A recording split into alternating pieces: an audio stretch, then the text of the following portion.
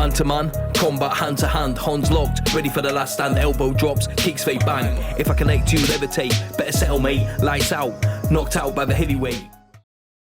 It's Toby from Heavyweight MMA.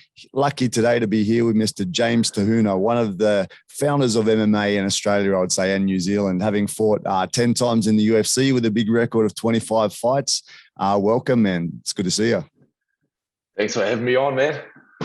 Man, this morning I popped on Facebook and I saw you were doing a live training session. Is that like a COVID training session for people to do while they're in lockdown? Yeah, well, like I kicked it off last year during that first lockdown. I guess like back then we didn't really know what the future was going to look like and how long this was going to be for. So I kicked them off for a bit of basically get a bit of positivity in our life. Like we didn't know what was happening, and it kind of brought together some people online, and we started getting that the training buzz that you get from having workouts in the morning. And good things are coming from it. Like it just sets up your day well. It gets the day rolling. So I got it for my own well-being, others, and just recognizing all the benefits that training or exercise has behind it. Yeah, man. There's a couple of things that's good for, man. On one side, you got people talking about vaccines, etc. When one of the main things that obviously is going to help you fight disease, etc., is being fit and healthy, right? So while people are locked up, it's better that they're doing this sort of thing, and you're giving them a good little outlet to help people that don't have that motivation just to do it on their own, right? Yeah, 100%. I mean, exercise, working out, training, there's so many benefits behind it. You can make good decisions from it, even when everyone comes in, when there's some obstacles in place and you're struggling a little bit. Exercising, working out, training, it helps to make put your chest up a little bit higher, stand up a little bit taller, and make proper decisions. It just puts you in a good mood, get those happy chemicals flowing, and there's no regrets from working out. That's it, man. There's a lot of people at the moment they're not feeling too good, right? A lot of people getting bad effects of the lockdowns through businesses, etc. So if we can put a little bit of positivity into people's day, that's a great thing, man. So good job, eh? Yeah, 100%. I'm a massive advocate of exercise and health and fitness and all that stuff, because I mean, you see it time and time again where someone's struggling. It might be something happens, like someone passes or something tough, that stuff, and breakups, for example, and being able to exercise and being able to make proper decisions and just being able to stand up a little straighter and get your day rolling out. It's really, really good for you. Yeah, very true, man. And one thing I noticed is that you've been kind of talking a little bit about keeping the training nice and simple, man. Like as you mentioned that, sometimes we get caught up in these crazy programs and techniques and different things that people are trying to sell you for profit. And we forget that the basics can be just as beneficial and not as costly, right? You've been doing a lot of bodyweight exercises, push-ups, squats, chins, and you said you're seeing some massive benefits. Hey, it's kind of funny. Yeah. But it's like I've been training for a long time now, and throwing weights around, and I love strength and conditioning. I love feeling good, looking strong, feeling strong, strong body, strong frame, strong mind, all that stuff. Yeah, there's a lot of programs out there. There's a lot of fads and all this and that, and like I've done a fair few now. I think it just comes down to what you believe in too. Like that person or something that's selling you something, they might believe in what they're preaching it works. So if you believe in something, it's going to be beneficial for you no matter what. But at this point in time, I started bodyweight stuff when I was 12, 13 years old, because I saw Mike Tyson doing push-ups and pull-ups and squats and sit-ups, and I thought, okay, well, he's the man. He's 19, 20 years old. He's on top of the world, untouchable. That's what I got to do. So I started off doing that And then along my path of taking like kind of veered off, taking like a different path. Learned a lot along the way. During the second lockdown, actually come back on this path because there's no gyms open. Yeah, that's it, man. But I was blown away by the results that I got from it. Man, unreal. Yeah, well, that's awesome, man. And I think like in this day and age, we all get caught up with thinking we need to buy something to get something done, right? Like, you go, oh, I'm going to buy a bike, or I'm going to join a gym, or I'm going to whatever. And we think that spending money is going to get us to the results, but it's not really the case. Like, it doesn't matter what it is, whether it is just a basic sit up or push up or whatever that can get you to the goal. You don't have to be doing anything too fancy. Hey.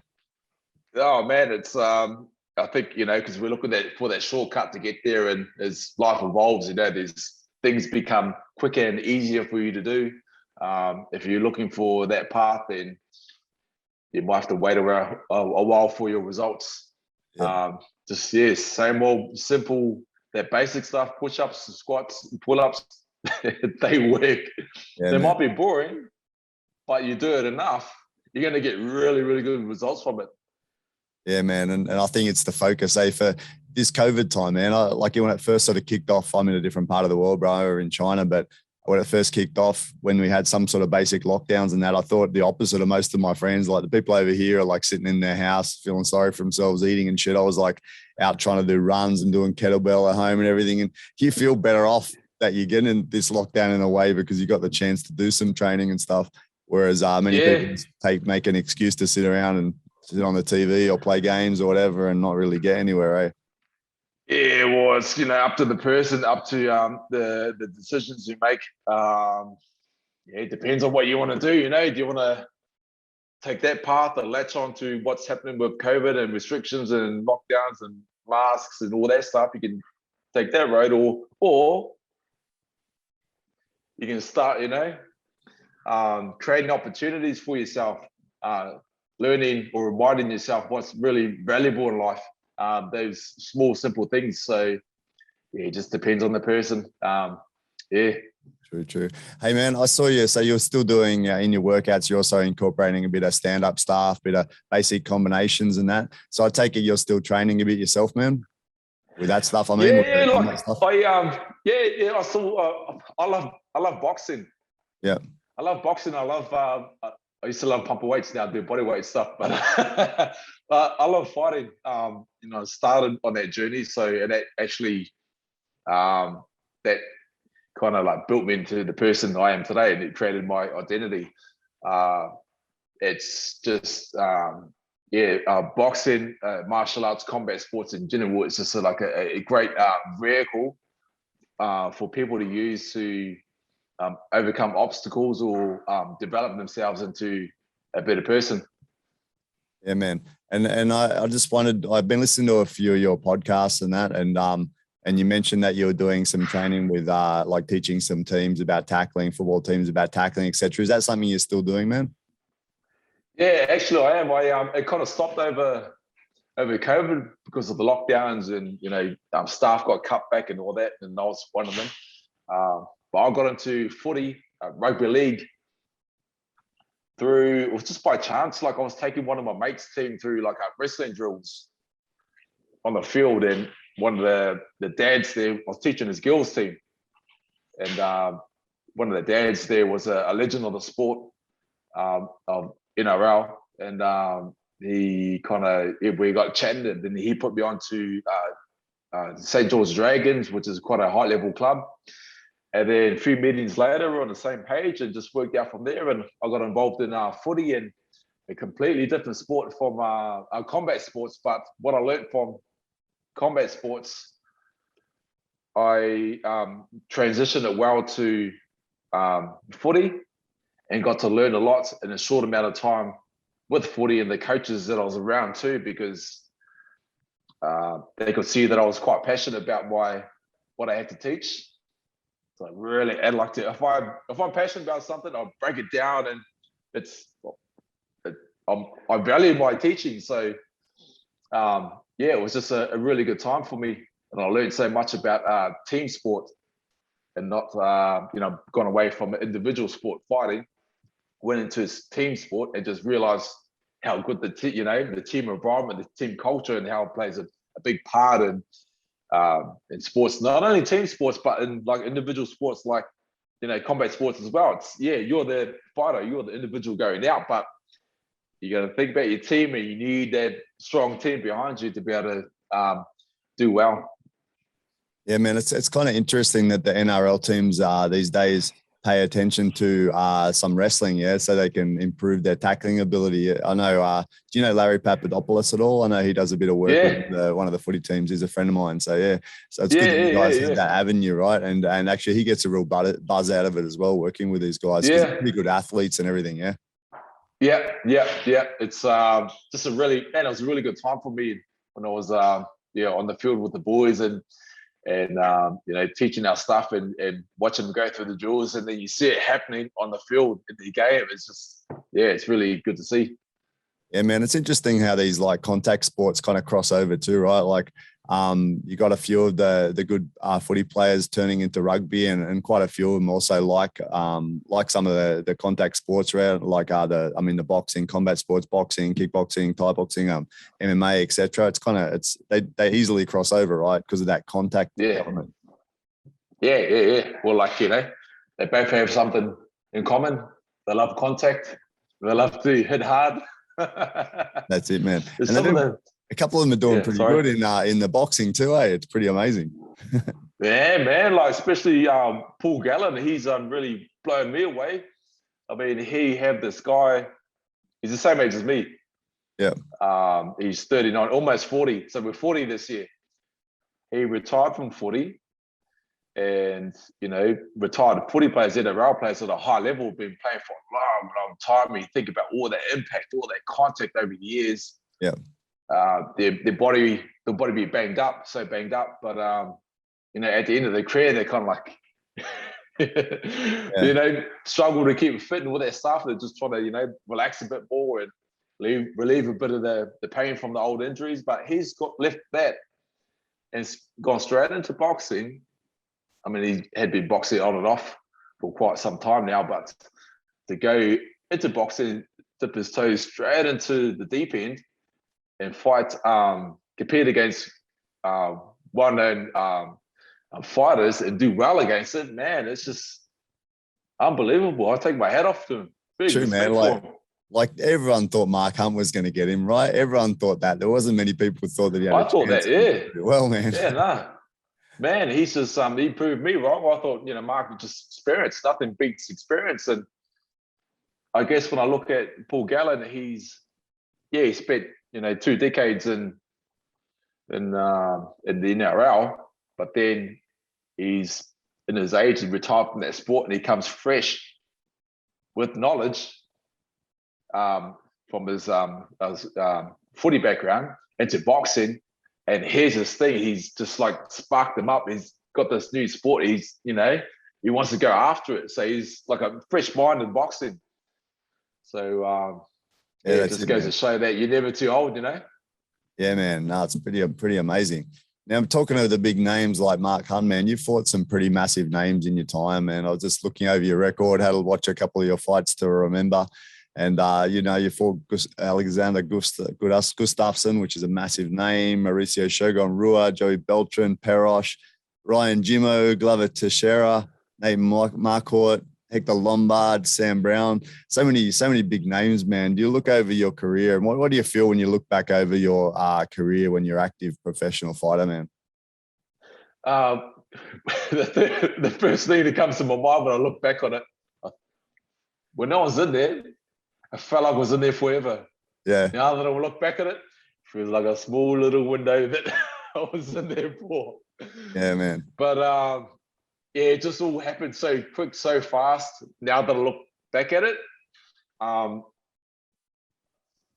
it was I really enjoyed the time while I was in there.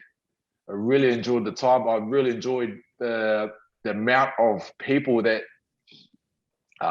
gave me opportunities that helped me with my training, that helped me with things outside of training.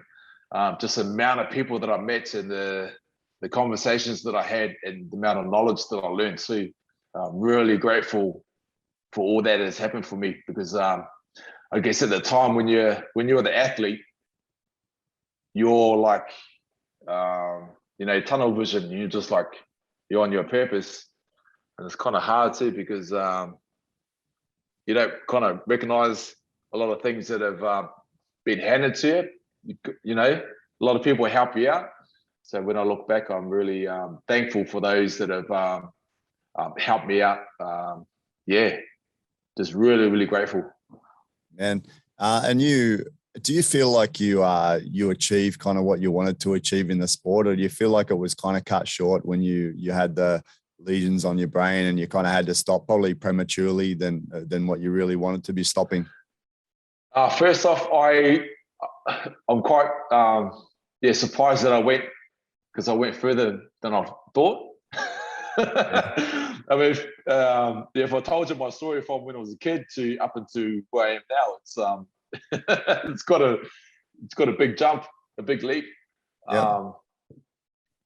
But looking back in the way that my career finished up on, being knocked out a couple of times and then copping those hits to the head that all add up, I was kind of like bummed out, because I guess for the last few years of my career, I've got an opportunity to get to a level where I could, fight these big names and kind of do well.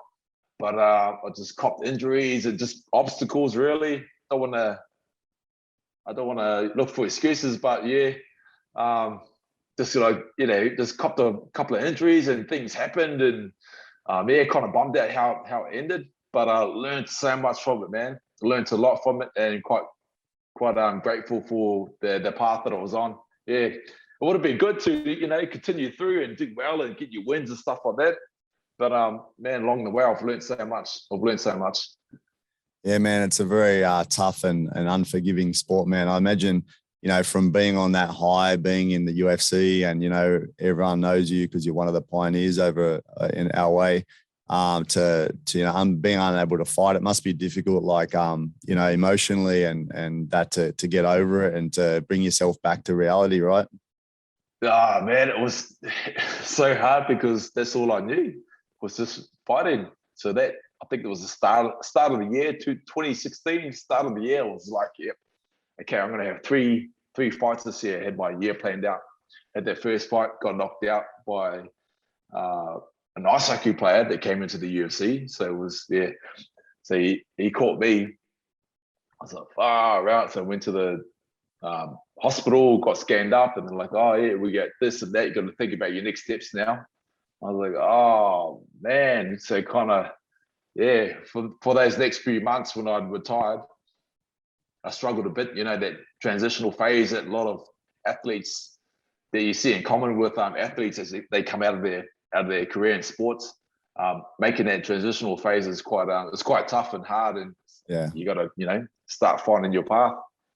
True, man. Unless you've really worked out a plan, it must be pretty difficult. Did you have anything to fall back on, like a trade or anything that you could just go straight into? So I've been a bricklayer for a number of years. Yeah. And then when that kind of got cut off, I was like, I don't want to go back to bricklaying. Yeah.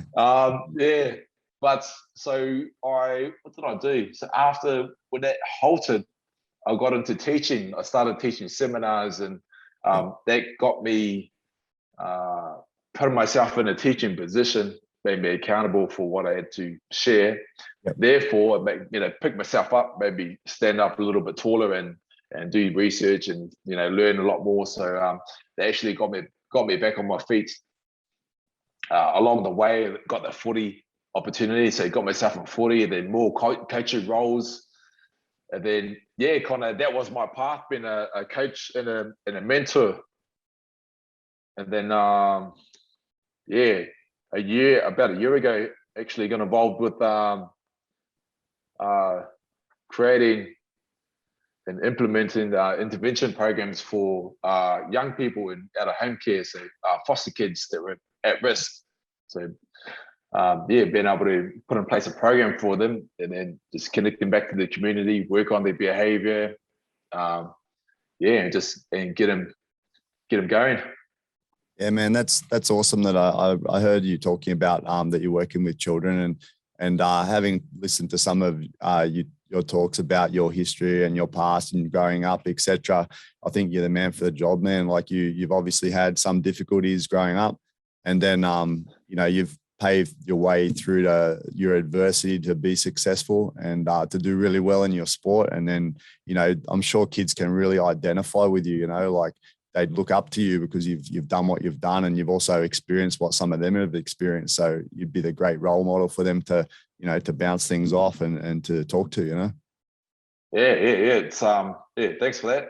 I think we kind of I influence them in a positive way, then they can influence me as well. Like some of the things that they say and they do kind of really impress me as well, or remind me about the things that what I should do as well. So it works both ways for anyone. Yeah, man, that's true. Kids are kind of amazing. They sometimes hit you with truths that you're not thinking about, right? Yeah, man. So what you're working on now, what's your main role like as far as a career at the moment? Are you teaching people, or are you doing the work with the kids, or what's your main sort of thing? So my main thing is now I started a business through the start of the first lockdown. Yep. Intervention programs for at-risk young people. So between the ages of 8 and 18 years old. So grabbing, so it's face-to-face, so one-on-one. So Yep. I pick up the young fella, and then we just hang out and learn about each other and just form a relationship. Yep. And then work out what they want to do, so they can work out. I just I'm here to help suggest things. I'm not here to pick them up like, hey, this is what we're going to do, that's what we're going to do. I help them discover their own path, discover their own journey, and discover their own identity. Yeah, that's great, man. But exercises the top of my list too, so I'll try to sneak that in there as well. So yeah. Well, man, it's a therapeutic thing, right? And when you look at things to to help people be happier or more relaxed or whatever, there's a few things that people need to do, and obviously exercise is one of the key things. It takes your mind off your problems, helps you better physically, and in turn helps you better mentally. And then the other things that fit in with it, sleep, eating, all these things are sometimes things that people forget, right? That mental health kind of can be improved through better health in general. Yeah, building those habits, putting those good habits in place is like so important. It's quite easy for us to pull off the wagon or fall off track, but that that routine, those good habits need to be practiced as much as we can and put into our everyday lives. Yeah, man. Hey, I wanted to touch on your past as well, if that's all right, man. Just talk about your background, your history as far as being of Maori heritage. You mentioned in some of the interviews that your father's of Maori heritage and your mother's a white Kiwi, right? And yeah, just interested in how you connect with your heritage, man. Yeah, so I'm the youngest in a family of 4. And I grew up in small country towns in New Zealand. So I moved to Aussie when I was 16, going on 17. Like all families, we have our obstacles. I guess mine were a little bit, or ours was a little bit deeper. Yeah. My father suffered from a mental health condition. And the effects of this included heavy domestic violence. Yeah. At that time, I didn't understand why or where they came from. We just thought, okay, well, that's my dad, and that's how he is. Yeah. And I guess the effects of this environment when I was young, it definitely had something to do with my childhood development. Yeah. When I was going through school, I was, very timid, so easily frightened, extremely shy. I suffered from a lot of anxiety, and if there were times where I'd have like a panic attack, I would, my breathing will go out of whack, And then I made a couple of trips to the hospital because I had asthma attacks. Yeah, man. Social gatherings were okay because I didn't attend them. Yeah. I had learning difficulties. Had a bit of a stutter. I was a target for school bullying. I was a bench warmer in sports. So I was just had all these obstacles when I was a kid. And it was quite tough, you know. It's quite hard for me. I knew it was the position that I was in. I was like, how can I pick myself up? How can I get out of this place that I'm in? Yeah. And my family, because I was quite tight with my family. Yep. Love my family. So I guess had my role models, and my role models were my grandfather. My grandfather was my biggest role model that I have. You know, he taught me some really good life lessons. He taught me about courage from his lessons that he learned in World War II. Yep. That was a big one for me to learn because I needed that. I don't know how to get courage. Yeah. I guess nurturing as well through his gardening experiences, because he had this massive garden right around his house. And he always used to give me the pocket money, a few little coins here and there to help weed out his gardens. Mm. And I don't know the difference between a weed and a plant when I first started, so I ripped them all out. I know. But he was quick to teach me, and then started learning about how to nurture plants, and if a plant wasn't doing, or flower wasn't doing too well, to take it out of its environment, put it into like a positive environment, that it kind of flourish, you know. Yeah. So he taught me about turning negatives into positives. That's something I've really, really just like ingrained in me since I was a kid. You know, if something negative happened, I would somehow you search for that positive, and then you'll find it's somewhere there. So that's something that really, really stayed in my head since then. So I had my role models. Also, I guess like hope and stuff coming from watching movies when I was a child. You know, watching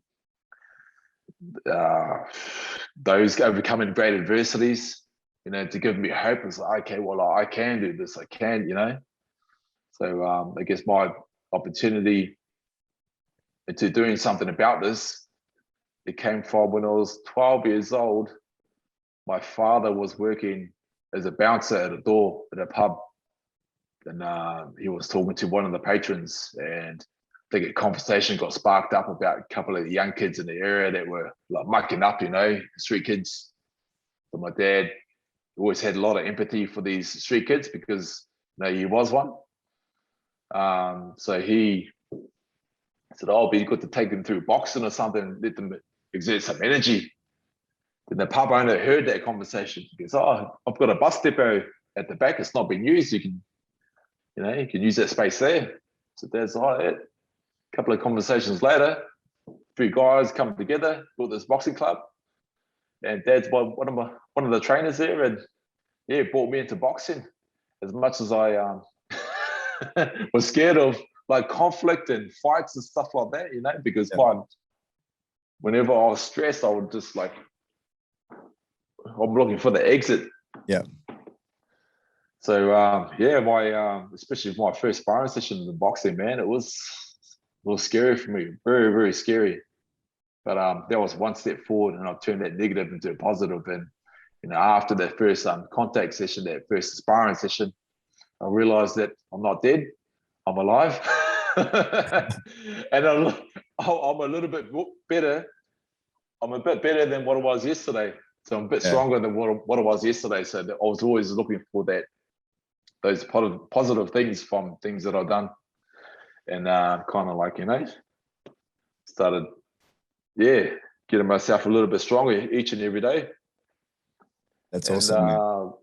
It was, I guess like through that, it was, I don't know, having that, starting that path in combat sports and exercise and training and stuff like that.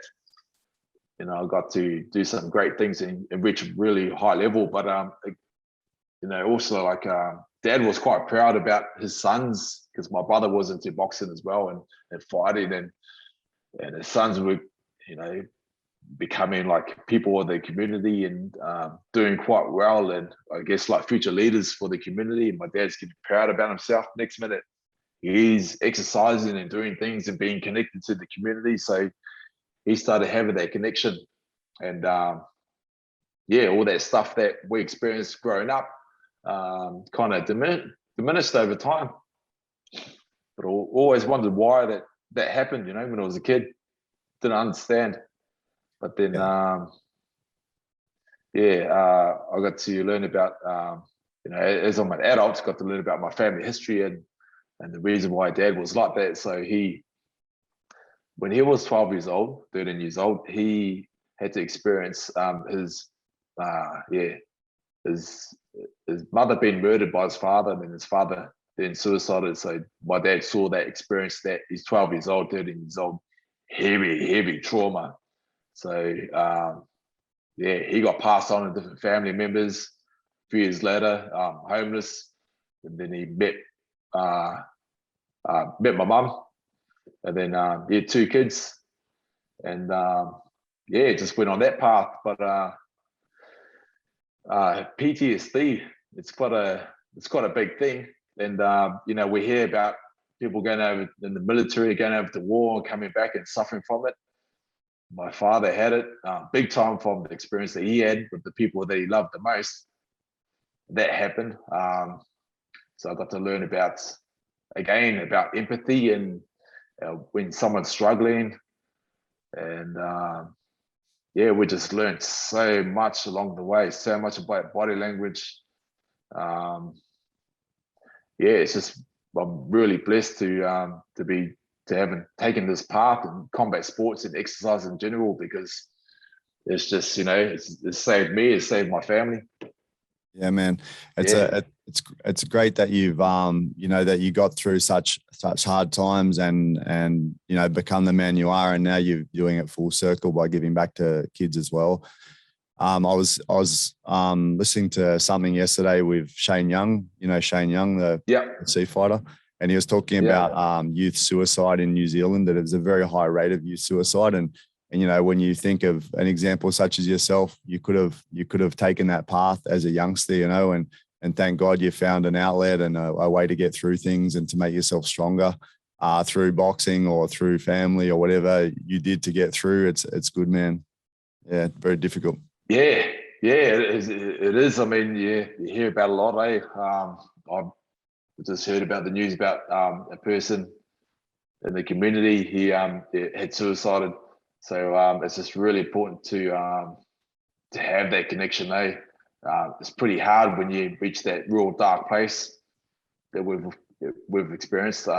Really important to be able to just really talk to someone that you trust, and knowing that the state that you're in is going to pass. It will pass.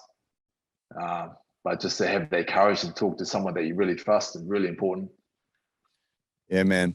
Something that Shane mentioned as well that's kind of interested me was talking about your Maori heritage and how he's gotten through some of his depression, which was, connecting with his, with the Maori heritage and appreciating the land and et cetera, the Maori heritage that he has. Have you had the opportunity to really be involved in understanding your history and your past and connecting with your community in New Zealand? Yes, I have. When I was growing up, we were bouncing around different towns, and I wasn't too involved in my culture because of, just being like hippies traveling around, traveling around the country. But more recently, in the last 5 years, I've recently put some, made some really good connections, and learned a lot about our family traits and history. And it's just really good to know where you come from, so you know where you're going as well. So really important to have that connection, to know the roots, know where you come from. And having that strong connection, it's it's so important. There's a very strong sense of community, right, in the traditional way of the Maori people, right? A strong sense of community and a strong connection with the land and the earth within those communities, right? Yeah, it's it just pulls you back because sometimes like as the ward involves, we kind of get trying to kind of like take ourselves too far forward or too far up. So it really pulls us back down and keeps us grounded. And it's where we need to be at all times, I think. Yeah, man. Hey, you mentioned that you lived in like some of the more rural areas when you were young. Did you get involved in much in the land? Like were you do hunting and fishing and this sort of thing when you were a young kid? So I didn't do too much hunting. Our backyard when I was growing up, it had a lot of creeks, rivers, Yep. small little creeks and rivers. So we used to go, my brother and I used to go eeling. Oh, yeah. Yep. Used to love it. Used to love eeling. And we'd become like little gurus in the creek, pulling out these eels with our bare hands because we just knew how to catch them. Yeah. I tell people today, yeah, we used to, we used to lie and hook and stuff like that. Yeah. Bit of meat, go to the dark areas because the eels are blind. But then we got to a point where we would know definitely where eel was hanging out because there'll be like underneath the bank, the grass, dark areas. So we'd reach under in the water, our hands under the bank, and then start feeling, and then we start feeling the eel. All right, it's a big one, it's a big one. And then we'll slowly drag it out away from the bank. Yeah. And then it would either be, basically it was my older brother, so he'd be pulling it out. Yeah. And then you'll flip it up on the bank, and then I'll be on the bank with a cricket bat or something.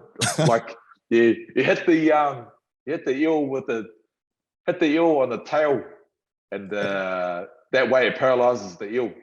Yeah. If we whack it on the tail hard enough, yes, and then we'll chuck it in the bucket, take it back home, and smoke it up, and that was our feed for the night.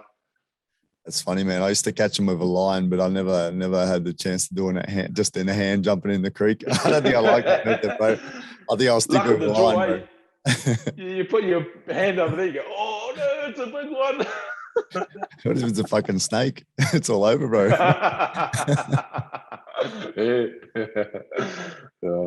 Yeah, man. So just something else I want to talk about. So back in, I think you said it was 2016, right? You were diagnosed by the doctor with having multiple lesions on the brain from these wars that you had.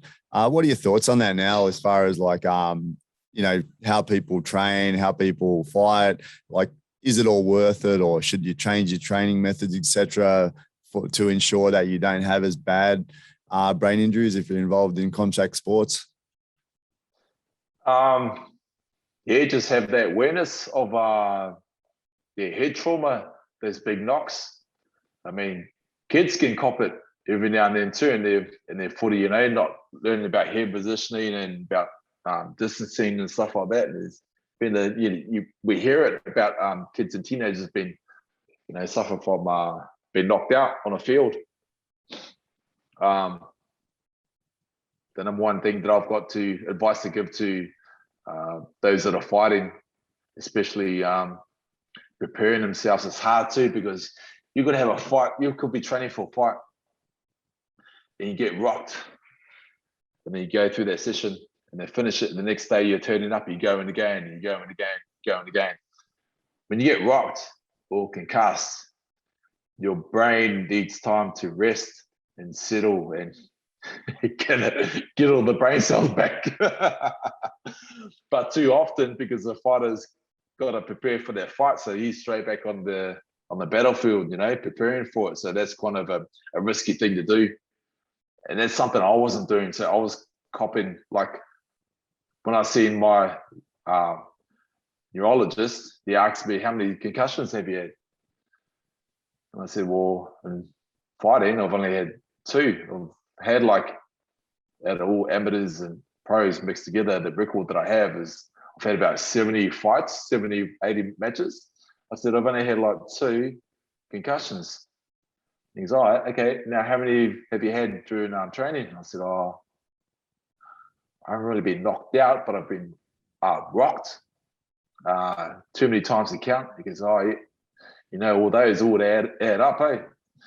Oh, okay, well, yeah, I've been rocked the shitload in training, but it's just like you get on with it, you know, you shake yourself off, dust yourself off, and then go back at it.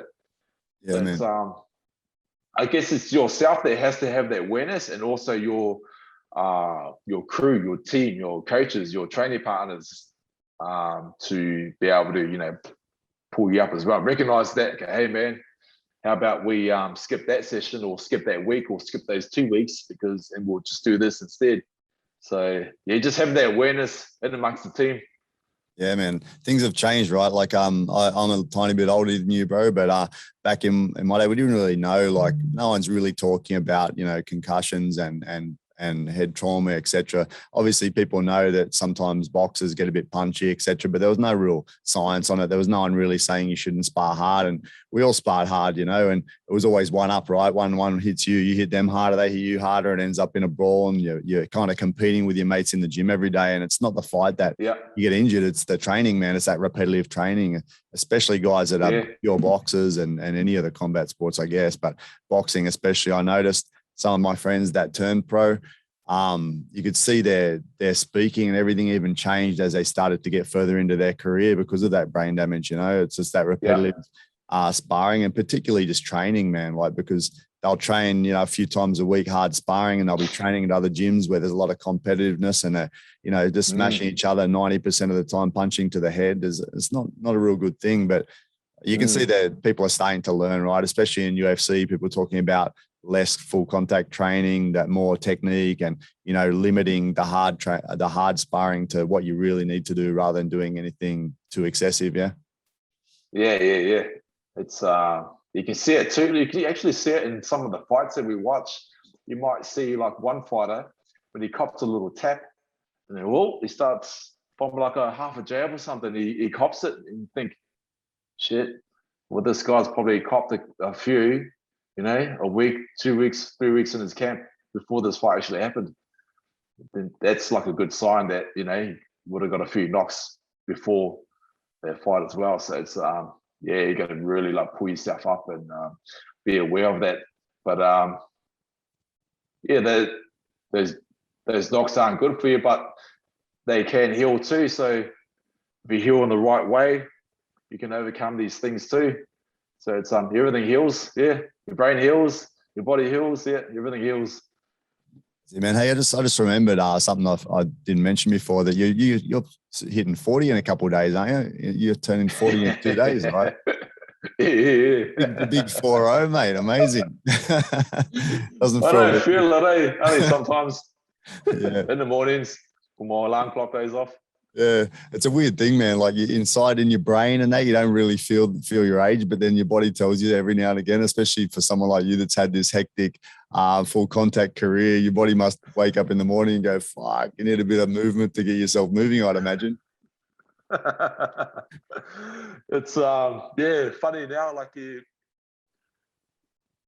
for ways to, like, you know, make things a little bit easier, or, you know, like now we were talking about the routine before. I've added mobility to my morning routine.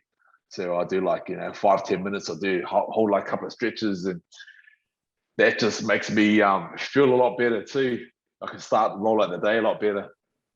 Yeah, so, man. like, I've got Before, when I'm young, you go straight into it. No need to warm up. Now I make sure I have like about a 15-minute warm up of just getting the old body into gear. But it's something you like really value, eh? It's like, yeah, but this is awesome. I'm gonna tell my mates about it, you know? Just some mobility in the mornings. The young guys are like, yeah, fuck that. Exactly. You'll wait. Your time will come. Exactly, man. So, also wanted to talk to you on, like, what was it like for you? You know, I mean, you're on the regional scene, New Zealand, Australia, and then suddenly you're in the UFC and you're fighting in Las Vegas, California.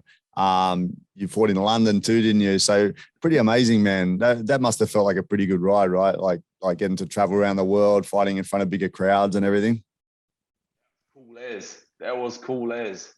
I remember being like 12 years old and watching Mike Tyson on TV, and he's, warming up backstage, and he walks out to like, thousands in the crowd watching him, millions of people worldwide. And he's in the ring and he's just walking up and down. I'm just thought, oh man, what a beast, He just had that power, and it was something that I wanted, probably for the wrong reasons, when I was barely a teenager. But then it's funny, like I was at the MGM where Tyson had fought the same fight that I watched. So I was there. I was in the middle of the cage, looked through the cage, and there's Tyson, and he's standing up out of his seat in front row, and he's watching me.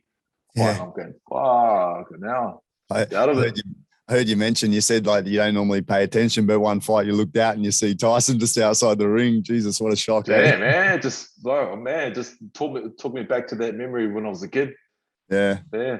That's awesome, man. Like, think about what you've become, man. Like you're like you said, this nervous, scared kid with a few issues, and then now you're in front of the world, fighting. That's a massive accomplishment, man. It's pretty amazing, really.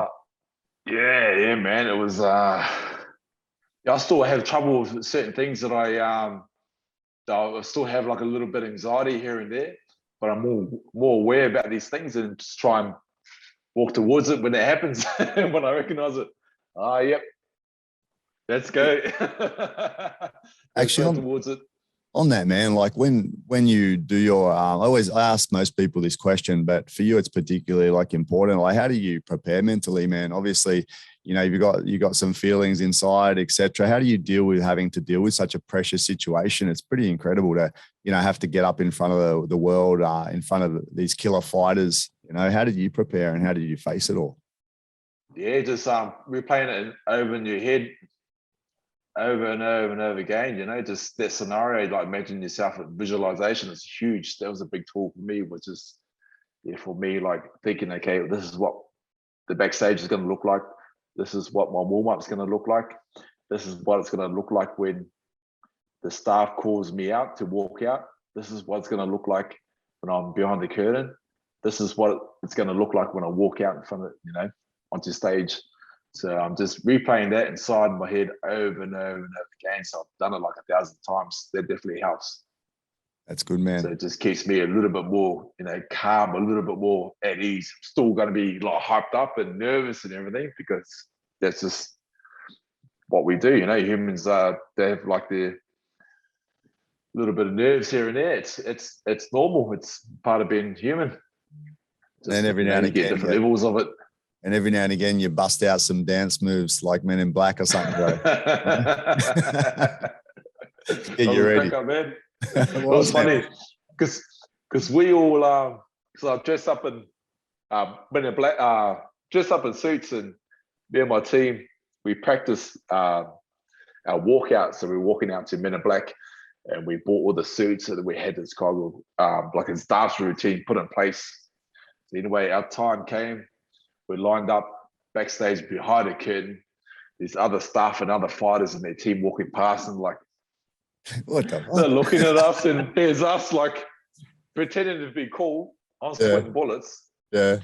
In the suit, looking Ray-Bans on. The curtain pulls back, and then all I can see is this light. I can't. So we start dancing and pulled it off.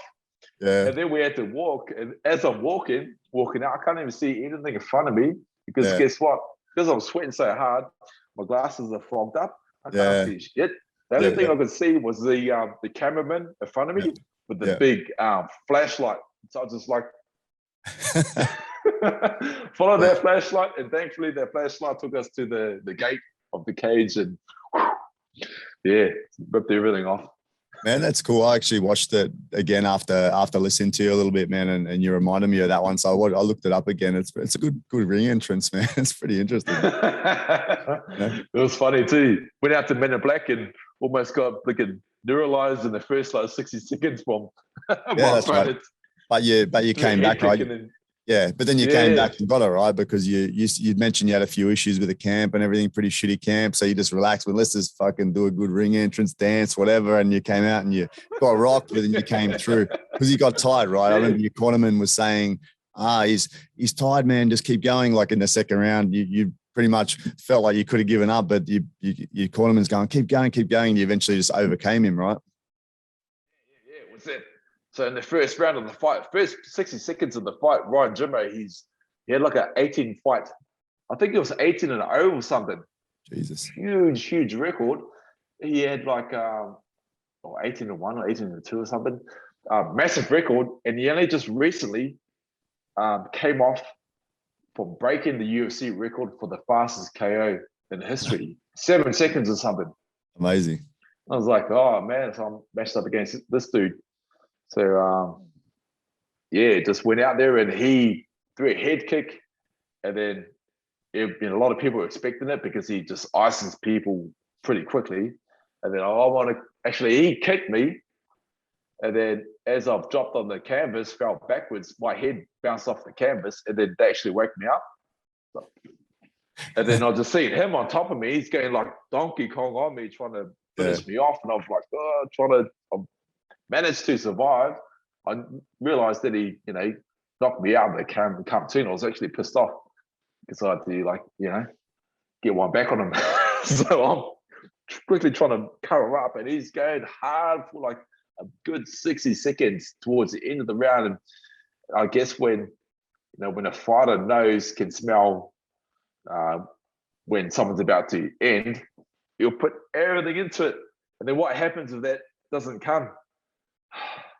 Yeah. The fighter's just giving you all. It's like, you can't put this guy away. And that's what I felt from Ryan Jimmo. In the second round, he just didn't have much sting in his strikes after that, and just kind of lost that confidence, I guess. And when I saw that, it kind of picked me up and made me stand up a little more straighter. And ended up getting the win. That's awesome, man. Great story, man. We spent quite a long time online already, so I think I'll let you go, man. I think we've probably got more we could talk about one day, man. If I can catch you again in the future, will be great. What I was just wanted to say is, like, I heard you say a pretty funny analogy a few times that every warrior needs a big sword and a big shield, but you've only got the big sword, that you don't have the shield, or you have a sword that's a big sword. I think it's a kind of a good analogy, bro, because I feel like in a way you kind of have forged yourself into a sword, man. Like you came from difficult times, man. You persevered, and you went through your tough times as a child. You went through obviously tough training to get where you got. You went through trials of fire in the cage, in the local scene, then in the UFC in front of the world. You pretty much say it's very true, man. You are a sword pretty much, bro. You forged yourself through life, and I hope you're proud of yourself for what you've done and what you've accomplished. And I hope that you can keep giving that back to the kids and everything, and keep living that positive life, man. No, thanks, man. I appreciate that. It's been a really good journey that I'm really thankful for. Yeah, man. So thanks so much for your time, man. It's good to hear some of the stories, and good to hear some of your background. And I do hope I can catch you again in the future sometime to chat. Cheers, man. Me too, man. All right, appreciate bro. it.